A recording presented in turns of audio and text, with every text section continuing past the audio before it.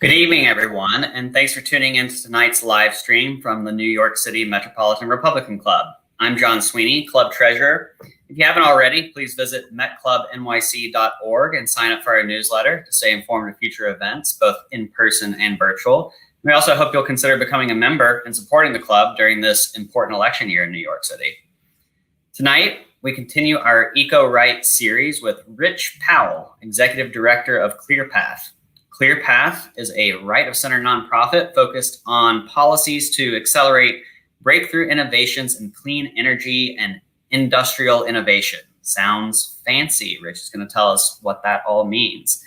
The ultimate goal of their work is to reduce carbon emissions while also preserving America's economic dynamism. And they're heavily focused on the areas of nuclear energy, carbon capture, energy storage, and many other clean energy initiatives that we'll get into shortly. So, Rich, welcome to the show. Thanks so much for having me. Thanks very much to the club. Rich, let's start with some background on you. I'd love to hear where you're from, how you first got involved in Republican politics, and what led you to your current position at ClearPath. Yeah, so I'm originally not a New Yorker, but from Pennsylvania, from Scranton. My wife is a New Yorker, it must be said. Was born and raised in Manhattan, so I've got that going for me. And I did at one point. I was briefly a New Yorker. I went to NYU for law school. I would not have made much of a lawyer, so I like to say that McKinsey and Company, the consultancy, saved me from a life in a corporate law firm. With no offense to any wonderful law firm members who maybe on the event, and I spent. They're probably listening to you, and they're jealous that they didn't do the same thing. Maybe that too. Gigantic law firms are amazing places. People have amazing careers. It wasn't for me, and so I spent about 5 years in the energy and sustainability practices at McKinsey, kind of serving clients in the U.S., around the world on things like managing, global energy portfolios. I mean, some companies consume as much energy as small countries, right? And so they take it very, very seriously in terms of managing, working on efficiency, working on sourcing their energy, in many cases from cleaner and cleaner sources. In many cases, they can save a lot of money sourcing it that way. I worked on things like helping small clean tech companies attack and enter the market in different places, clean growth strategies for national governments around the world. I worked with nonprofits and philanthropies and all that sort of stuff. And then I got a call from somebody in our practice that there was a conservative entrepreneur in North Carolina who had just sold his company and wanted to stand up a foundation to work on clean energy and climate from a conservative perspective. That was Jay Faison, who's a fantastic guy based in Charlotte. He sort of grew up in the party. His dad, Henry Faison, was one of the largest Republican donors in the South. And he's very comfortable in Republican politics. He was also a clean energy and climate guy. And he wanted to find a way for Republicans to develop their own authentic, organic voice and platform on these issues. And so over the past couple of years, we've built up ClearPath together as a, admittedly, outwardly right-of-center conservative organization that focuses on clean energy and climate. We've always said, you don't have to be with us on climate change to work together on conservative clean energy technologies and issues and innovation. And as you said, we really focus on the things that so many other people don't focus on. There's so much focus on things like on what we call the variable renewable technologies, so things like wind and solar, and electric vehicles, and all that kind of stuff. And those are great. And their prices are coming down. They're a big part of the solution. And virtually everybody who looks deeply at how you actually get to a very low emissions global energy system agrees is that we need a bunch of other things as well. We need flexible and baseload clean energy technologies, things like advanced nuclear and a continuing role for fossil fuels, as long as we take care of the emissions problem, which is a very solvable problem with the right technologies. Things like energy storage, as you mentioned, which turns variable renewables into a more flexible or sort of baseload constant technology. Things like hydropower and geothermal, the sort of the forgotten renewable energies that are much more steady or dispatchable. So we've really taken that on as a policy portfolio, and over the past couple of years, we've had some good success working, both in Congress and with the Trump administration on pushing all that forward. Great. So, since you brought it up, let's dive right into the politics of all this. So, I understand you spend a lot of time lobbying public officials on clean energy policy, and you also have a super PAC to support individual candidates, which I think is a distinguishing mark for your organization. A lot of groups are, in the advocacy side of it and just, trying to convince people, but actually supporting candidates with funds for campaigns is taking it a step further. So can you tell us a little bit more about your activities in that regard, and then let's talk about some of the politicians that you've supported and your work with the Trump administration. Sure. Yeah. So first on the C4 side, the lobbying side, I think a lot of folks who've traditionally worked in the clean energy space typically do only, quote unquote, C3 activities. And so those are things like policy analysis and educational activities and all that sort of stuff. And that what do you mean by C3? What is that? So C3 would be things that are sort of tax exempt, that like a normal charity would take on, a normal think tank would take on. They write reports, they put out white papers, they have events, they think big thoughts, they have big ideas. Occasionally they go and brief Congress. That's a reference to a 501c3. Yeah, exactly. Sorry, 501c3, exactly. Okay.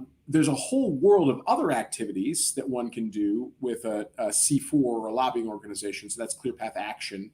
And that's, directly lobbying Congress and an administration. So, making direct asks. And it's also things like, praise and accountability, advertising, and all those sorts of things. And so we decided early on that we wanted to use, the full toolkit. And thankfully, our supporters have that flexibility to put resources into different buckets. And so we built a C4 lobbying organization, 501c4 lobbying organization as well.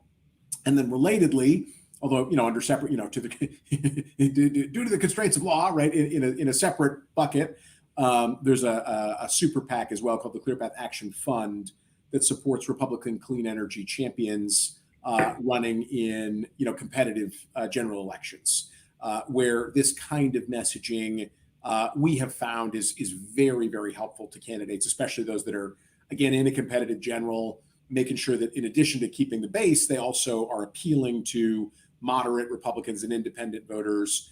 And we have found through a great deal of polling and focus grouping and message testing, including sort of, large scale sort of control group exercises, one group being exposed to one set of ads, one not, all that sort of stuff, that this, I'm a clean energy conservative message really works politically in a contentious general election. It signals a lot about a candidate. It signals that a candidate is open-minded, is not necessarily beholden only to big industry, is thinking about a lot of different things, is sort of future-oriented. And so even though clean energy and climate isn't necessarily, a top 1, 2, 3 issue for the vast majority, frankly, for the vast majority of any voters, right? Like maybe young Democrats, it's a top 1, 2, 3 issue. But for independents and Republicans, it definitely isn't when folks are just asked to force rank their issues. But identifying yourself as a clean energy conservative or a conservative who's open to climate solutions does a lot to distinguish you and move those independent and moderate Republican voters, firmly into the Republican camp. And so we found that can be very helpful for candidates as well. And so that was another tool that was, available to the broader efforts. And so we set that up as well. And so you were, I think, a big backer of Elise Stefanik here in New York. Yeah, absolutely. Yeah. Tom Reed as well. Yeah, absolutely. Yeah. And then I understand that Susan Collins in 2020 was one of your signature campaigns. Can you tell us a little bit more about your involvement there? Because I think her victory was a surprise to basically everyone watching. And she seemed like she was in the sunset of her career, and this was it. Totally. So what exactly were you guys doing, and how did it make a difference, do you think, on the ground? Yeah. Well, just to reiterate what you said, I think if you look at folks who had the largest spread between the president's unfortunate performance in the last election and President Trump's unfortunate performance in the last election, and Republican second in the ticket candidates, in her case the Senate, I think she may have had the single largest spread. So she really outperformed the president of Maine. And there's a lot about Senator Collins that's totally extraordinary. I mean, she is a Mainer through and through, and she was running against someone that, I think would fairly be described as sort of a carpetbagger to Maine. I think her line was, I'm a fifth generation Mainer, and that person's from away, which is, the way you say in Maine that they're a carpetbagger. And she's just been laser focused on the state. She's just very, very, very focused on local issues and the ways that work. And she's always categorized herself as a different kind of Republican. She's been very open about her support for some kind of action on climate change. In particular, one of the things that ClearPath Action and ClearPath has worked with her on over the last couple of years is energy storage legislation. It's an issue she's really taken on, and she was very dogged in making sure that really important new legislation got included in the Year-End Energy Act. I know we're going to talk more about that in a minute, but something called the BEST Act, the Better Energy Storage Technologies Act, made it through at the end of the year. She's also on the Appropriations Committee, so she makes sure that not only does the bill get passed, but it actually gets paid for, because that's actually the more important part than passing the bill up front. So she was just a real champion on these issues. And the great thing about that is it gave a 527 effort like ours a lot to work with, because we found people can't just say, "Oh, I'm for clean energy." They actually need to have some kind of a record, right? Voters can see through it if folks are just like, standing in front of a windmill or something, but not also actually having a legislative record to run on. And she certainly had that. So, we do the full suite of things. I think our efforts in 527 are pretty heavily digitally skewed, and that's because you can target so efficiently and so precisely with digital. So I think that was a significant amount of the spend. We're talking sort of a mid six-figure spend in her case. And in a state like Maine, rather small population, you can get a long way. You can hit a lot of folks with a spend like that. The other thing we try to do is enter relatively early. We're all positive with our messaging.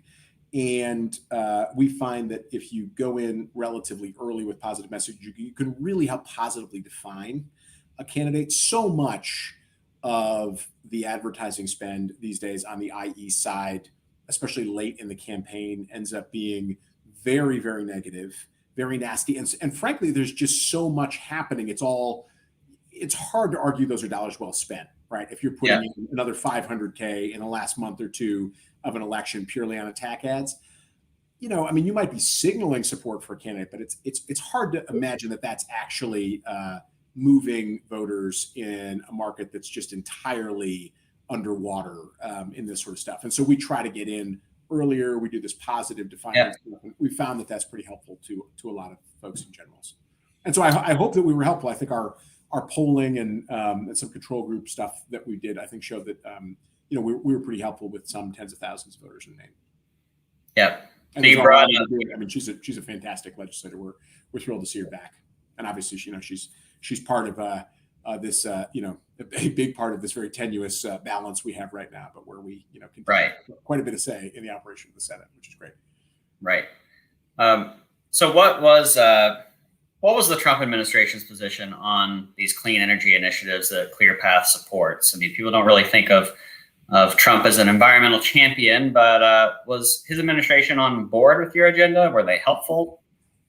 Yeah, but if you take a look at a number of the technologies where we focused, things like advanced nuclear energy, fossils with carbon capture, large scale energy storage, and the innovation wing of all those, and you look at the activities of the Department of Energy under Secretaries Perry and Briette over the last 4 years, it was really a very active Department of Energy on all these agendas. I mean, it would be hard for an administration, frankly, to be any more supportive of nuclear energy than the Trump administration was. It was very, very straightforward in this. His very first speech back in June of 2017 on energy policy, called out that the U.S. was really falling behind in our civilian nuclear program, and really recommitted and launched a review of the U.S. civilian nuclear sector and program and policy.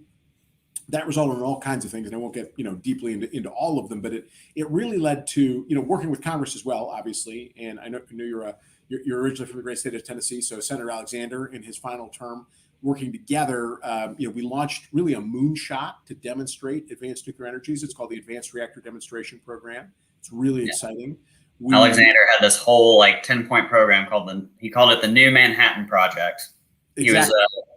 he was a big fan of the Oak Ridge Laboratory in Tennessee, the nuclear laboratory in New York, Tennessee, and very much focused on advancing small modular nuclear and other types of innovations like that. So you're saying I wasn't really aware that legislation really advanced because he was on his way out. Did it get somewhere? Well, so it was one of the pieces of that, which is that we needed a big aggressive goal to demonstrate advanced nuclear. I mean, so the problem has been, and this is a long-term problem in our federal energy innovation apparatus, which, by the way, is an incredible thing. I mean, it's a legacy of the Manhattan Project. We've got 17 national laboratories around the country. Many of those things just focus on keeping us safe and keeping the nuclear weapons arsenal up and running and best in class and leading the world. So we've got an ultra strong deterrent. And we also have a lot of energy and science labs which focus on bringing on that next generation of advanced technologies. Obviously, they spent a ton of time in the early days, both on scaling up civilian nuclear energy, and then more broadly, just on securing American energy independence. And in fact, the fossil energy lab, that's the National Energy Technology Lab that's split between West Virginia and Pittsburgh, played a huge role that folks don't really often recognize in the shale gas revolution. They developed a lot of the technologies, hydraulic fracturing, horizontal drilling, diamond-headed drill bits, underground 3D seismic imaging, combined cycle natural gas turbines. All those things together led to the shale gas revolution. They led to a remarkable rebalancing of the global geopolitical energy picture, right? America is effectively now energy independent, given our shale gas and our shale oil revolution. We're net energy exporters now. We're the largest fossil energy producers on the planet. That's a remarkable accomplishment that came from this grand public-private partnership between the national labs and the private sector, companies like Mitchell Energy down in Texas, who were the real pioneers in the early days of shale gas. And so that's the potential that can come out of the Department of Energy and the National Lab Complex. But it needs a goal. It needs strong direction to go and do something. And I think what Senator Alexander proposed, which was so innovative, is just to say, well, we need a next generation goal. We need a moonshot for some of these things. We need to model on the Manhattan Project. And there were pieces of that, especially around getting back into the game on advanced nuclear energy. And so those did get into law in the fiscal year 2020 omnibus spending bill that set up the Advanced Reactor Demonstration Program. And they now led to the first of those reactors that have been announced that are going to be sited in Washington State and in Wyoming. And those were announced over the last couple of months. Very interesting. So Trump, did he get legislation on this passed? And yeah. So he I should just say there was spending legislation on this passed, and at the end of the Congress, the Energy Act of 2020 was passed as part of the gigantic, December 2020 year-end bill. Packaged within that was a 500-page bill, the Energy Act of 2020, largest clean energy and climate package in more than a decade since the 2005 Energy Policy Act. If folks are counting, folks will remember that was signed into law by the second President Bush. So it's Republican presidents that have the strong track record on actually passing this really strong clean energy and climate over the last couple of decades, right? But so that program codified the Advanced Reactor Demonstration Program for nuclear. It sort of set up similar moonshots, Manhattan Project style approach across all of the advanced clean energy technologies. So fossil fuels and industrial facilities that have emissions, putting carbon capture on those, pulling carbon right out of the air, something called direct air capture, which is pretty innovative and over time maybe a bigger part of the solution. Same deal for energy storage. Same deal for enhanced geothermal energy. Same deal for hydrogen. It was really a pretty innovative, far-reaching package. And so now we're in the game of starting to implement that. So, what will this administration do to actually, implement and carry forward all that legislation that was passed? And that's going to be tough. I mean, it's an aggressive program. Why do you think Congress waited till after the election to pass that? Because that seems like a really big deal. It seems like something that a lot of senators would have wanted to hang their hat on. Frankly, I'm surprised that Trump didn't want to hang his hat on it going into the November election. It's a really great question. I think we spent a lot of time trying to, make the argument that it should happen earlier in the year. It actually went to the floor of the Senate back in February of 2020. Unfortunately, at that time, Democrats decided to play politics with the bill, and Schumer decided to block the bill. So, folks, just remember that when people are hammering us for being wrong or bad on climate and clean energy. No, it was Democrats in the Senate that slowed this thing down. Eventually, the House, to their credit, it did get around to passing a clean energy and climate bill, which could be pre-conference is the procedure, with the Senate bill that was never passed, but was close to being passed. And so then they were able to come to agreement, but just the timing of all that meant that it got pushed until, after the end of the election. And obviously post-election incentives change, right, on bipartisanship. So I think things are generally, there are strong incentives for bipartisanship in the early days of a Congress. They steadily decrease as you get closer to election day, and you don't want to give the other side the win. And then they rapidly increase again immediately after the election, which then has everybody doing these crazy end of year bills at the end of the year. Wow. So while the Democrats were hammering Republicans on climate, they were also actively blocking climate legislation in Congress. That's I will say, unfortunately, not to name names, but we are in New York here, virtually in New York. We actually had to do some accountability action. So we ran some ads against Senator Gillibrand, who was one of the folks that participated in killing the bill in February, because we want, we need people to know when folks stand up and they oppose clean energy innovation, they oppose all the jobs and economic benefit that comes along with this stuff. We want voters to know.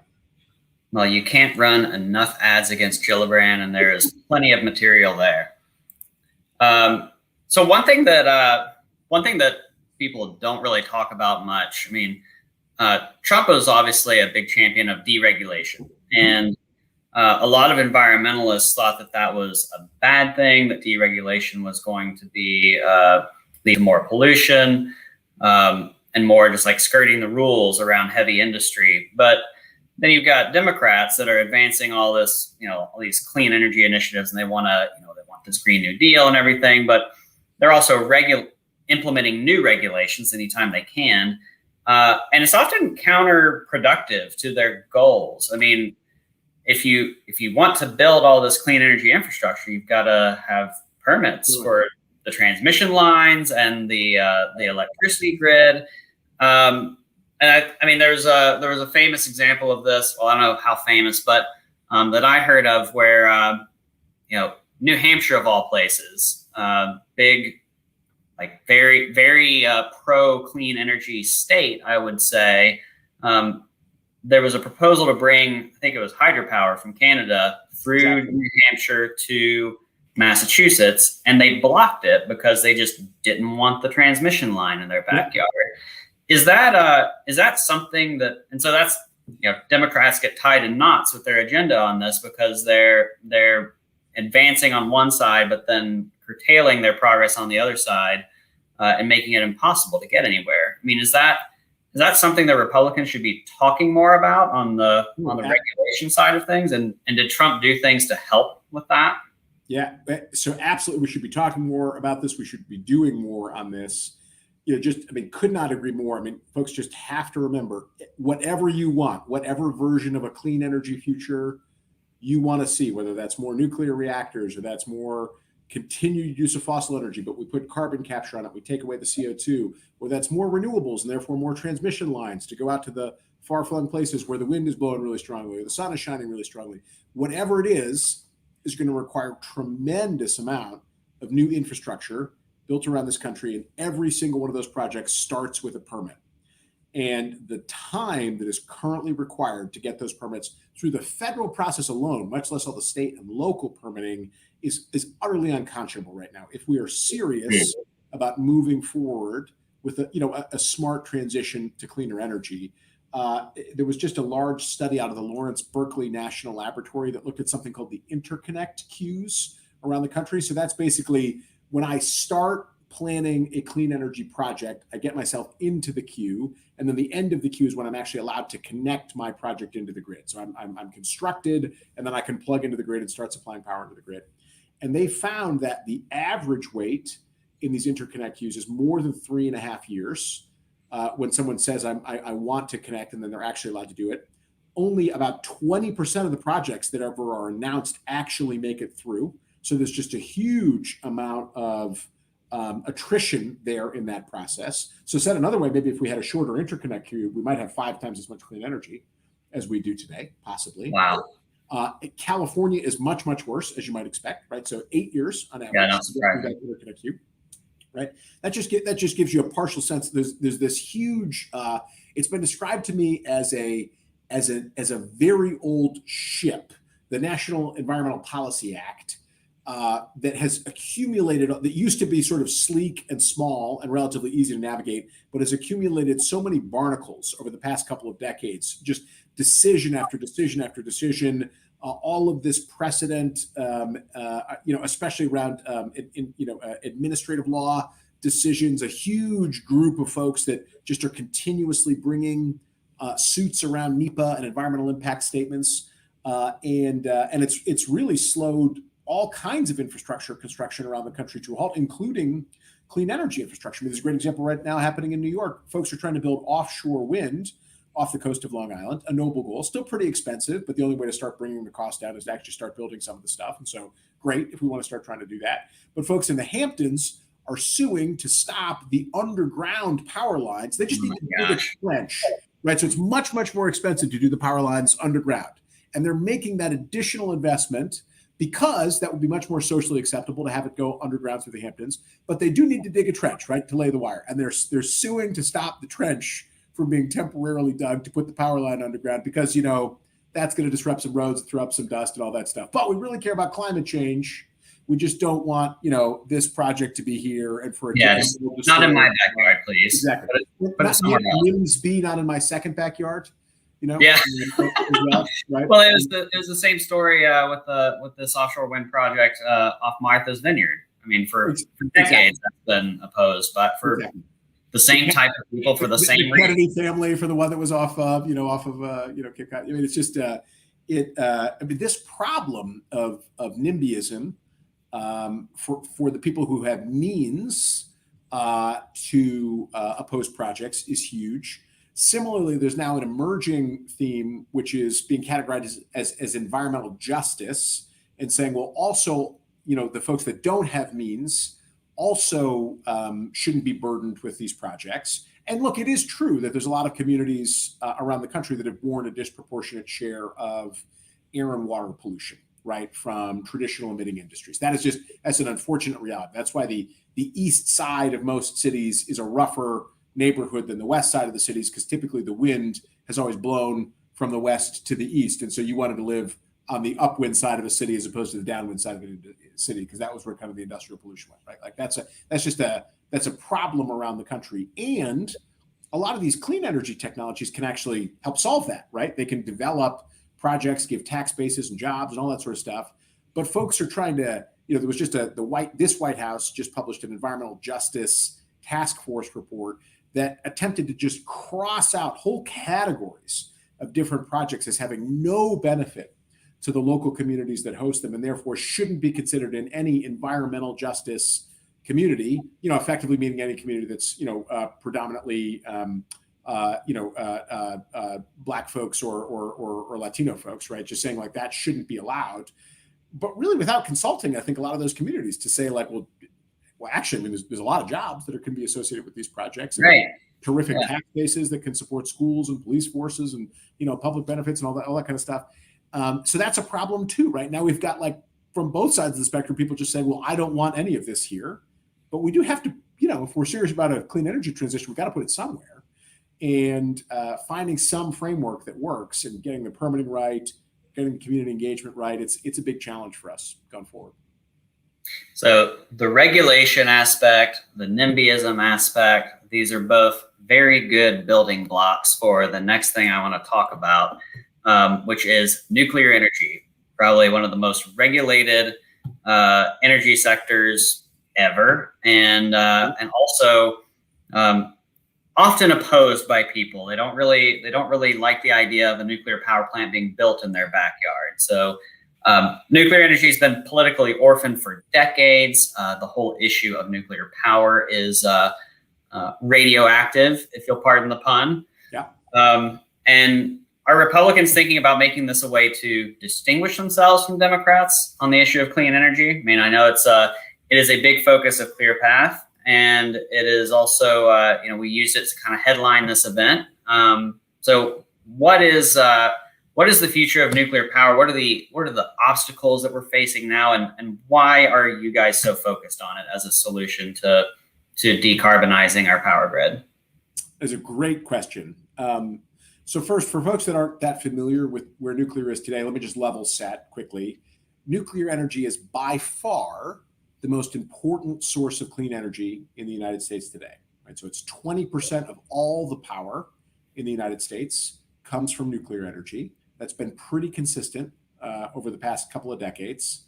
That's roughly the amount of all of the other renewable sources of energy combined. So if you add up all of the solar and wind and hydro and biomass, all of the other stuff, nuclear is a little bit more than everything else.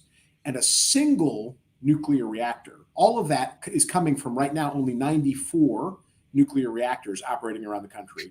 Just for reference, we have 7,000 power plants around the country.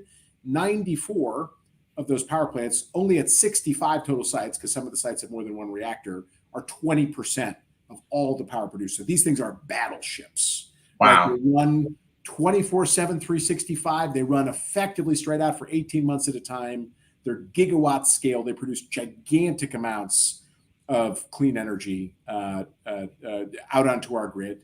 One of the Indian Point reactors that was shut down, not most recently, but about 2 years back, I believe that reactor, we did the math at the time, I believe that reactor in its life, the single reactor in its life, had produced more clean energy than all of the wind power in the United States has ever produced, right? A single nuclear reactor.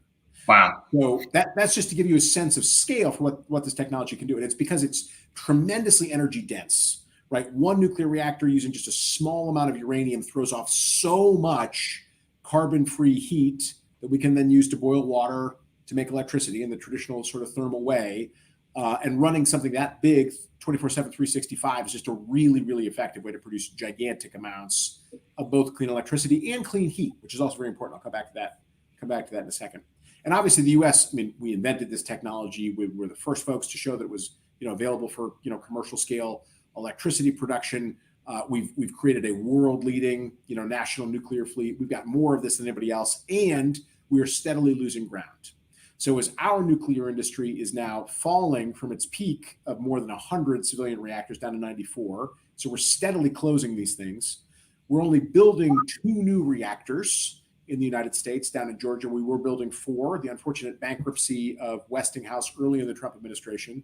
And by the way, the administration made heroic efforts to try and work out that situation. They were able to save 2 of the 4 reactors under construction from completely shutting down, and in so doing really saved the whole supply chain that's been built up to grow new nuclear reactors in this country, saved 7,000 really important high energy worker jobs in Georgia, which can then be repurposed around the rest of the country. They're very, very specific jobs, the things that are used to actually build and maintain these things. We don't have that much like high energy craft labor left in this country. Unfortunately, it's sort of a lost and dying skill and art. And so saving that was really, really important. Saving all the supply chain that went into that was really important. Again, heroic efforts on the part of the administration.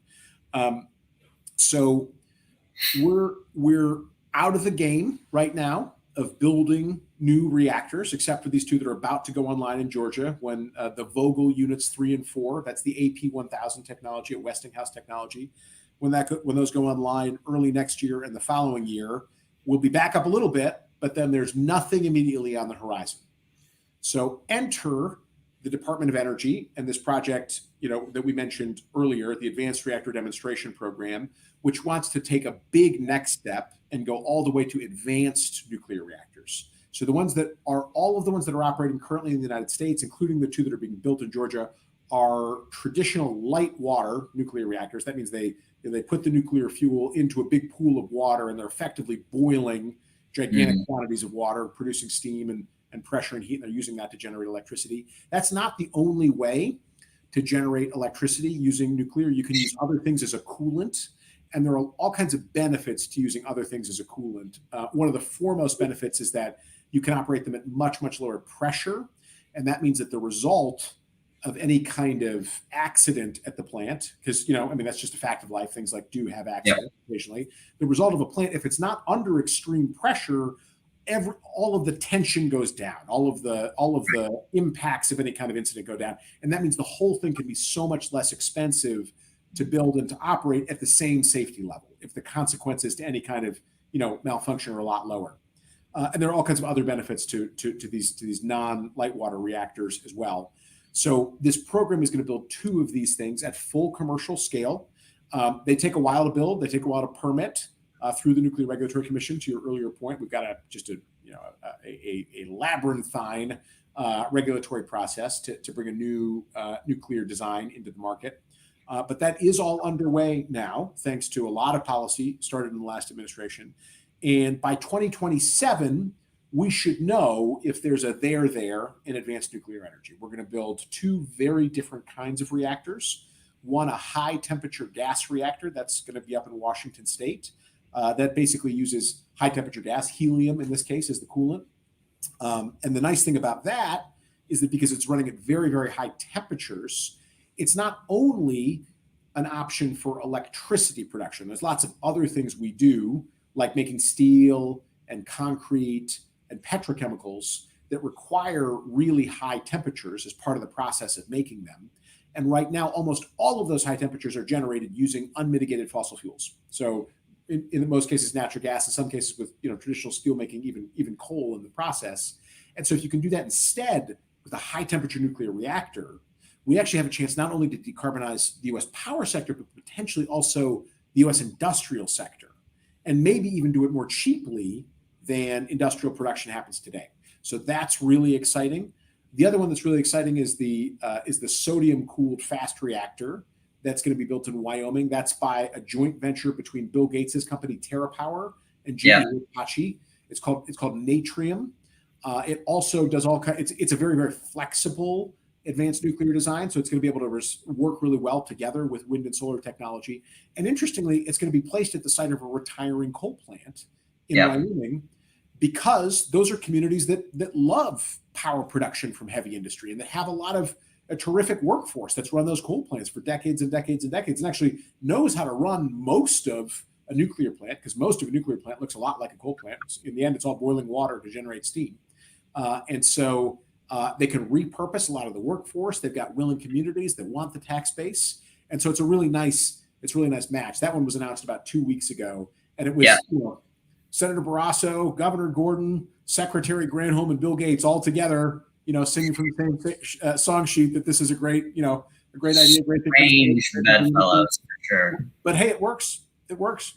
I've been very impressed with John Barrasso and just his attitude towards this. I mean, Wyoming is a huge coal state, and you wouldn't think of them as big proponents of clean energy because it's going to put these coal plants out of business potentially. But they've been very forward about saying, like, bring the clean energy jobs here, like build it here. We want to be part of the next generation.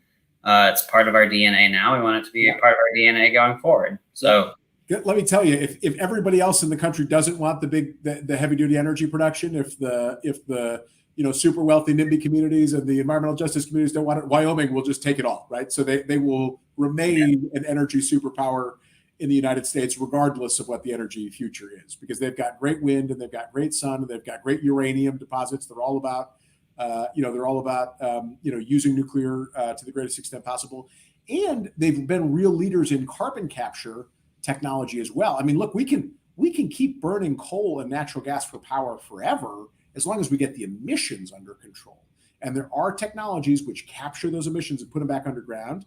In Wyoming, it's actually one of the biggest states in the country for using that captured CO2 and putting it back underground into tertiary oil fields, which can actually spur even more oil production from those old wells. It's called enhanced oil recovery. There's a great big Devon energy field out there that uses CO2 that's captured from a Wyoming Exxon sour gas processing facility, one of the largest capture sites in the world, actually, 7 million tons a year.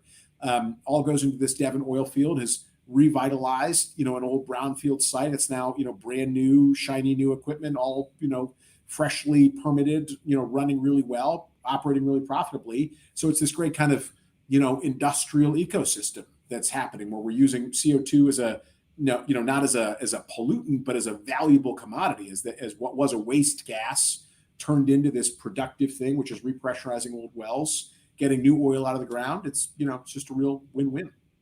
So that's a great segue to, so carbon capture and sequestration, or CCS, is another policy pillar of ClearPath that you guys focus on a lot. It's a favorite topic of Republicans because it's obviously a solution that allows us to reduce our emissions without being too disruptive to existing industry, because if you can just figure out how to capture the carbon before it goes into the atmosphere, then voila, it's sort of like problem solved. But can you tell us a little bit more about exactly how that works? What are the obstacles to implementing this on a massive scale across the economy?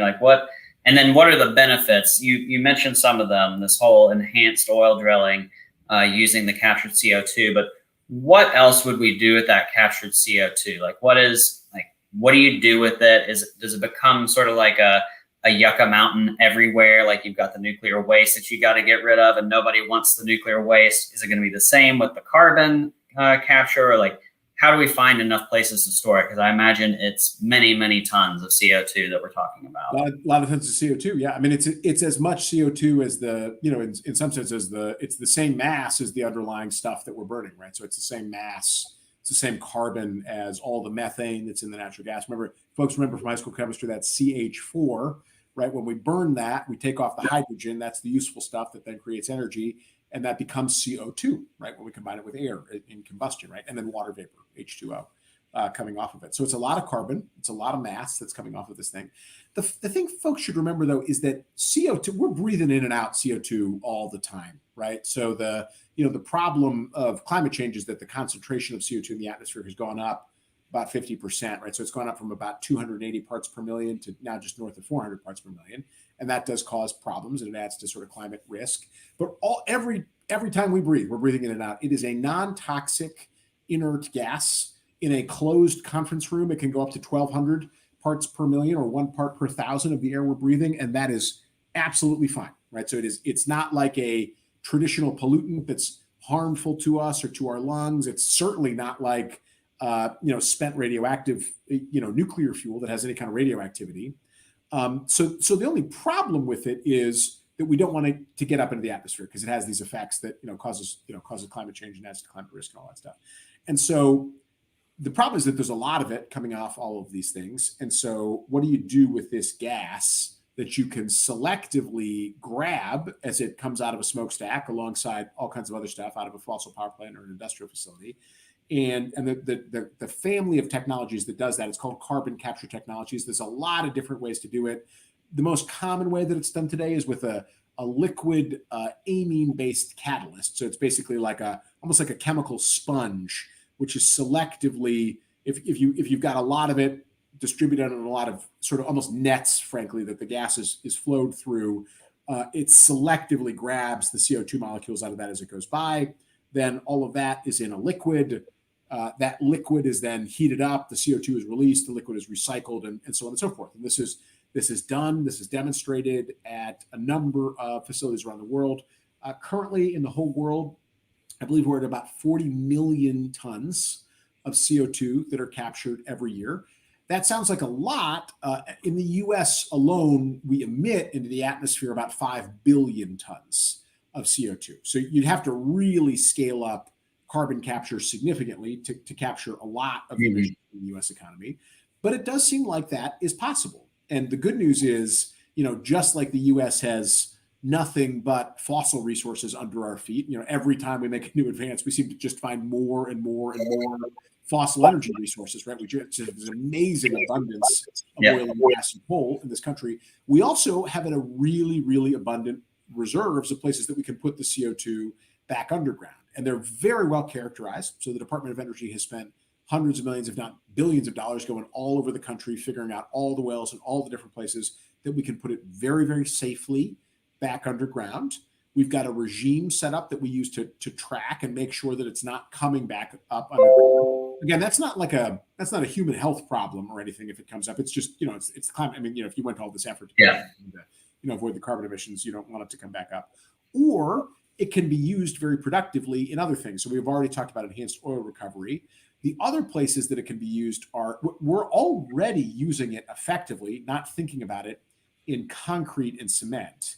As concrete cures, right? So as it hardens on the ground and over time, it's actually already absorbing significant amounts of CO2 from the air in that hardening process. It turns out that if you inject CO2 into concrete, just before you pour it, you effectively can speed up that curing process and actually produce superior, stronger concrete as a result. And we pour an absolutely enormous amount of concrete, in this country and around the world. And so that's certainly another way to use it. It can also literally be made into bricks and building materials. It can be pumped into greenhouses and used to grow more plants. The uses of CO2 are frankly just about as diverse as the uses that the plants all around us have for it, right? Because they're living on CO2, pulling it out of the air, and every tree you see everywhere has built itself out of CO2 that it's pulled right from the air, right? So there's effectively an infinite number of uses for the stuff. We just need to get more serious about capturing it and developing the markets and incentives for utilization and all that sort of stuff over time. So I guess just to reiterate, the messages are, it's real. We know how to do this, and we're doing it all over the world and all over the United States at scale. The problem right now is that we're still doing too little of it to really learn by doing and drive down the costs.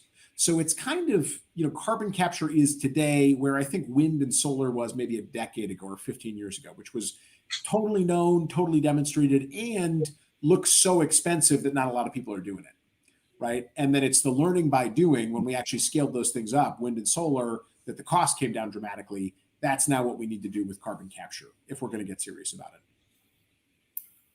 Got it.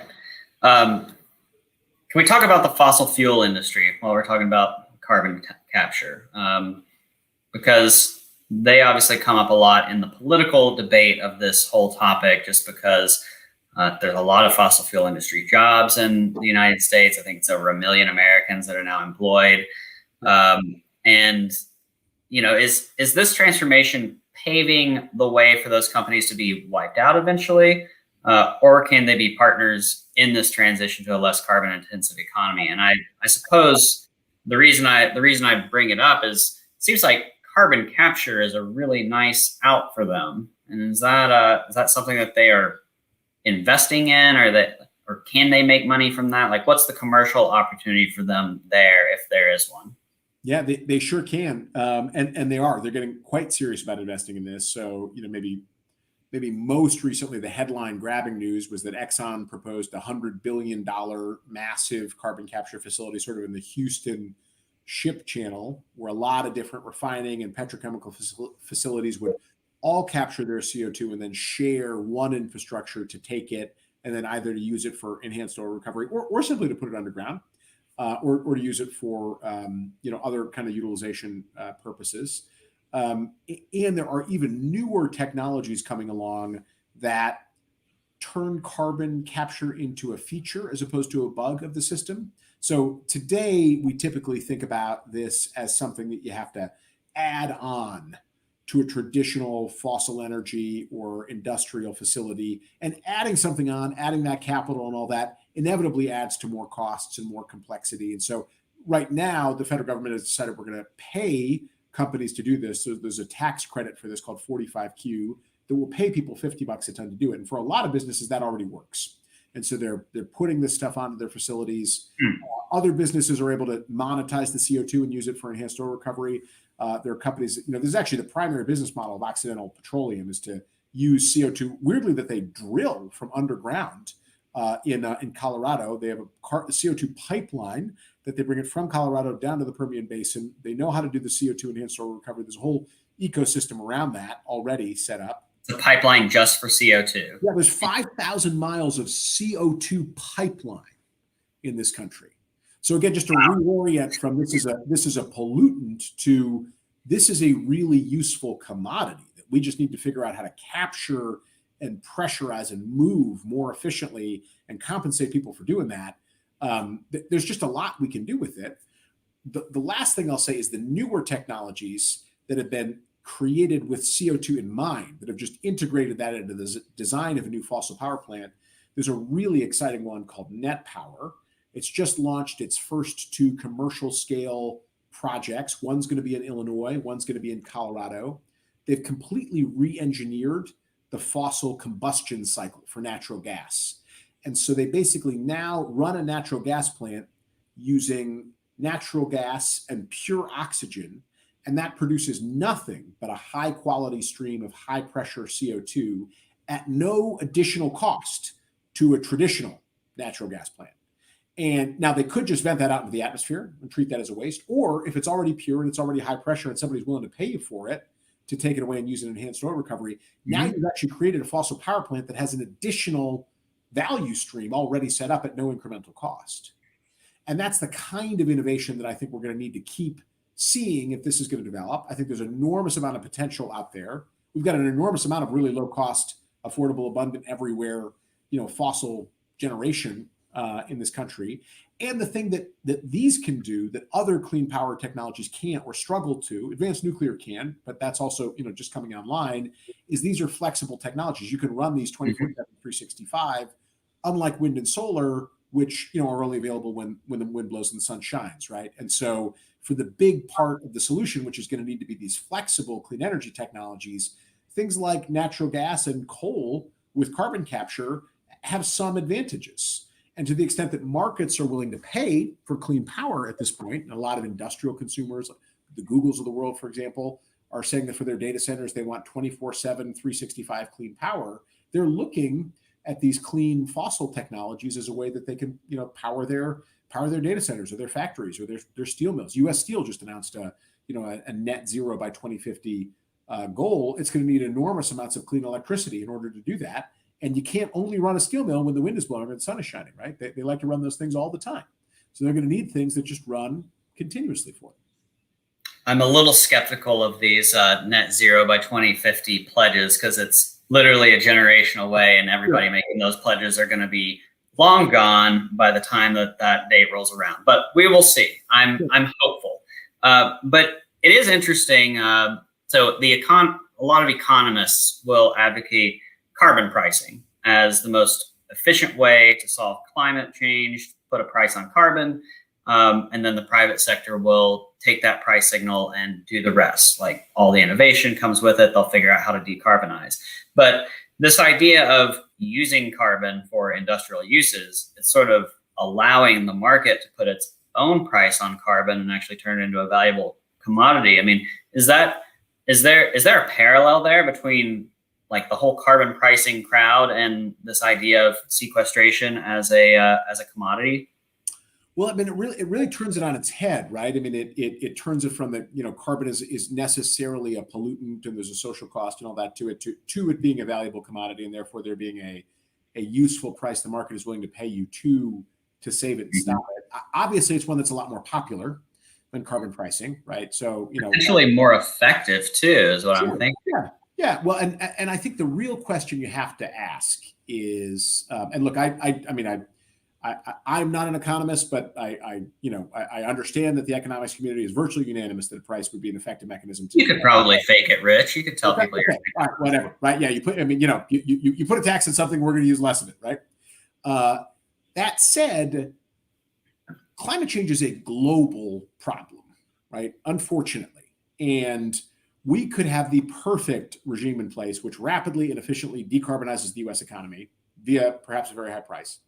And if that's not matched by equivalent prices in Indonesia and Pakistan and South Africa and Nigeria and all of the rest of the rapidly developing, currently very high emitting world, or on a very high emitting trajectory, all of that will have gone to naught, right? And the idea that rapidly developing countries are going to put in place high ambition, frankly expensive or economically constraining climate policy and make that trade-off, we're very, very skeptical that that's going to occur, and that it should occur, frankly, right? I mean, why shouldn't those countries have the opportunity to develop on the same trajectory that we did? Why should they constrain their economic growth and go after the same quality of life that we enjoy in the United States? And well, so they would certainly make that argument. Yeah. So the answer to that is, some people just stop there. They say, throw up their hands as well. This climate problem is impossible to solve. We would say, well, actually, it's a technology problem, right? If we could just offer those folks a carbon capture technology, which is cheap enough that then they can take and pay for whatever gear they put on with the proceeds that they get from selling the CO2 as a valuable commodity, or if we can give them an advanced nuclear power plant that's actually cheaper to build than that Chinese, designed, built, financed, and operated coal plant that they're putting in place as part of the Belt and Road Initiative. If we could give them that instead, why wouldn't they buy American? Why wouldn't they buy clean if what we're offering them is also a better mousetrap, is something that's cheaper and more reliable and higher performing and happens to be clean? Why wouldn't they do that instead? There's no reason that high emitting technologies have to be cheaper and better performing than low emitting technologies. I mean, look at in the United States, the way that natural gas is has steadily replaced coal power, right? It's a cheaper, better performing, very reliable source of cleaner electricity, and the market has just taken it up, right? So we haven't had a carbon price or a mandate or anything like that in the US power sector, and yet power sector emissions are down 40% over the last decade, largely because natural gas was just a better mousetrap. That's really interesting. So I want to be mindful of the time. We're coming up on an hour, and I want to switch to some questions from the audience, if that's okay with you, Rich. Absolutely. So first one, on the issue of natural gas, is there a case for classifying it as an alternative energy source, considering its emissions are much lower than coal and traditional refined crude oil? And if there is, why is it not classified as an alternative source? So we definitely are supportive of natural gas, and as I just mentioned, this transition in much of the country from coal-fired power, traditional coal-fired power to natural gas has been a huge boon for decarbonizing the U.S. power grid and doing it in a way that's really preserved, in fact, enhanced affordability. Electricity is actually a lot cheaper to generate in the U.S. now than it was a decade ago, because of natural gas and the amazing role that it's played. And it's been this really market-based thing. This is where you start to get into the more ideological wars about fossil fuels and keep it in the ground and all that. I think folks look at natural gas and say, well, it's been better than coal, but it's still emitting, right? So don't we also need to constrain that? Don't we also need to keep that in the ground? I think where that argument fails is it still has this enormous potential to help decarbonize the world. So getting our natural gas out of the U.S. via LNG carriers and to China and India and all the places of the world that are all still using significant amounts, not even of the best news. LNG being liquefied natural gas. Sorry, liquefied natural gas. How we ship natural gas overseas in tankers. We liquefy it, we send it abroad. There's a huge market for that. There's an enormous demand for more of that around the world. The world's pretty voracious when it comes to developing more of this. Sub-Saharan Africa, Southeast Asia, all these places want to build natural gas power plants, and then natural gas, to power their homes and buildings and in cities and all that. Why wouldn't we do that as an alternative to the more traditional coal technologies? There are also better coal technologies, right? Higher performing coal technologies that are sort of more ready for that carbon capture technology to come along as well. So there's just a lot that we can continue to do on fossil innovation, which will keep the global carbon emissions going down. And then we just need to have in mind that at some point we'll have to put carbon capture on that to bring it all the way down to zero. Makes sense. Next question. Is it true that the United States has cleaner burning coal facilities? And I guess that's relative to China. You always hear about China's dirty coal facilities that they're exporting all over the world. And are there plans to have our coal facilities become more efficient in terms of less pollution in the future? I'm going to take that question a step further and ask, is this a technology we would want to export if that is the case? Yeah. Well, I think there's lots of ways to define clean, right? So there's one, which is all the traditional pollutants we think of, like things that would cause smog and acid rain and irritate people's lungs with things that people call, the EPA would qualify as the NOx pollutants, things like the National Ambient Air Quality Standards pollutants. That's things like nitrous oxide and sulfur oxide, fine particulate matter, ozone, things like that. And then there's greenhouse gas pollutants, right? Things that cause climate change. And those are very, very, very different. One is a class of chemicals that, either in the immediate area or farther downwind hurts human health or hurts ecosystems from acid rain and smog and all that stuff. And then climate change is completely different, right? So it's affecting the atmosphere, it's changing the distribution of global weather patterns and all that sort of stuff. So very, very different classes. The U.S. on the traditional pollutant side, because of all the environmental controls that we've put on our coal fleet, operates one of the very, very cleanest coal fleets in the whole world. So we largely have controlled the sulfur emissions and the NOx emissions and the PM 2.5 emissions and the PM 10 emissions and the ozone coming out of them. I mean, there's more one could do, but I think the EPA has largely brought those emissions down to like the economic point where, further reductions in those emissions starts to have really incremental effects on, on human health. So in some sense, the existing coal fleet is clean when it comes to traditional pollutants. Sure, could do more, and people are constantly working on technologies to do more and better controls and all that sort of stuff. But that's the traditional stuff. On the greenhouse gas side, that's where coal is worse performing because it is the highest carbon intensity fuel right now. I mean, round numbers, it's about 1 ton of CO2 that comes off of a coal-fired power plant for every 1 megawatt hour of energy that we generate, and that's higher than any of the other sources. Yeah. So this is where carbon capture could come in and capture that CO2, put it underground. It's also where newer coal technologies could come in, things called ultra supercritical coal plants. We have very few of those in the United States. Much of our coal fleet was built ultra supercritical. Isn't that great? It sounds very advanced, right? It is very advanced. Ultra supercritical. That means it's operating at both very, very high temperatures and very, very high pressures in its boiler and in the cycle. Ironically, China's coal fleet is much younger than ours. And so domestically, they've built a gigantic amount of ultra supercritical coal plants. So they actually probably outperform us on the greenhouse gas side. They just haven't installed as much of the traditional pollution mitigation stuff on their coal plants. Because the thing that's really cheap and economical to do is run these ultra efficient coal plants. The thing that's less economical to do is put all the air pollution controls on those plants. So that's China's domestic problem. And then globally, unfortunately, China will just, through this thing called the Belt and Road Initiative, which is their attempt to sort of take over the global infrastructure build, especially in rapidly developing economies, they'll build whatever the client country wants, right? So if the client country wants a nuclear reactor, they'll build it. If they want a solar farm, they'll build it. If they want a ultra supercritical coal plant and they're willing to pay for that more expensive technology, they'll build it. If they want a traditional, bad, subcritical, old generation coal plant, they'll build that too.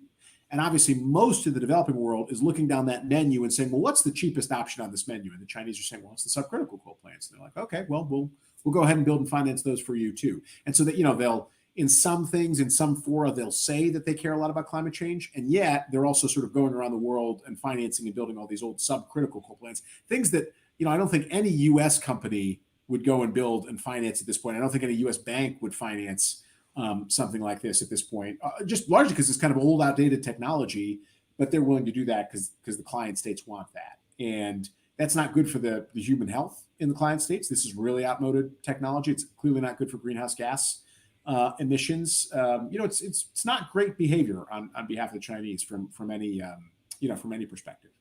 Shocking that they would be bad actors on the world stage. Shocking. Final question, Rich, to wrap up, and this one's kind of tough, but I get asked this a lot too.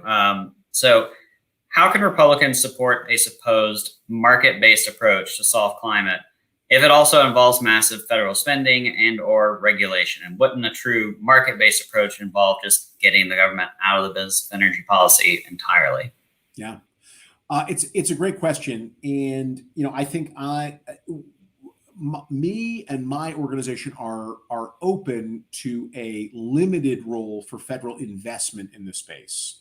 And what we typically like to say is, in our minds, a market-based solution is identifying and pushing forward with just enough federal support, a portfolio of these clean technologies that are so good that the market then takes them up and deploys them. And all the power of private capital and private decision-making is what's put to bear in doing them, as opposed to trying to put in place permanent regulations, permanent subsidies, permanent prices, all these things that are just going to continuously and forever, distort and change decision-making in markets. And so we like to think of technology as sort of the genie that you can't put back in the bottle, the thing that's just a, unabated good. And we've often seen that the returns on these investments in advanced clean energy technologies, but if you think about the $10 billion that we spent as a country getting shale gas off the ground, so $500 million in basic and applied R&D at the Department of Energy, roughly $10 billion in the alternative production tax credit that we gave to shale gas in its very early days, that's unleashed this remarkable, again, market-based transition to clean energy. Most estimates are that it's worth roughly $100 billion annually to the U.S. economy, the shale gas revolution, from significantly lower power prices. Clearly, it's been an enormous geopolitical, boon. In this last, in this last oil crisis, it was, it was President Trump going around and talking about, putting a floor under oil prices as opposed to trying to keep a cap on oil prices. I mean, we have too much of the stuff now, effectively, to some extent, but we're completely energy secure as a result of this. And so, when I frame it that way and I ask, well, who's opposed to that spending that we did to unlock the shale gas revolution? I don't find a lot of folks that were opposed to that. And if we could do the same and retake global leadership on nuclear energy, or if we could corner the market on advanced energy storage in the same way that the Chinese have cornered it on solar panels, why wouldn't we do that? Why wouldn't we invest just enough in basic and applied research and early deployment incentives to have something that's really competitive? Why wouldn't we make those investments that I think really pay back in economic progress and tax benefits and geopolitical security and all that down the road? It's a great way to leave it. Rich, this has been a really interesting discussion. We covered a lot of ground. I think we all figured we were going to be learning a little bit about politics and energy policy, but the chemistry lesson throughout all of this was a surprise. So, I don't think anybody was expecting that, but really, really interesting stuff. You definitely know your material. So you've been very generous with your time. Thanks for being here with us tonight. And if you're in Manhattan at some point, visiting your wife's family, we'd love to have you at the club, either to come speak or just to visit. So hopefully we can see you in person sometime. Sounds great. Look forward to that. We'll definitely come by on my next trip up. All right. Thanks so much. Good night, everyone.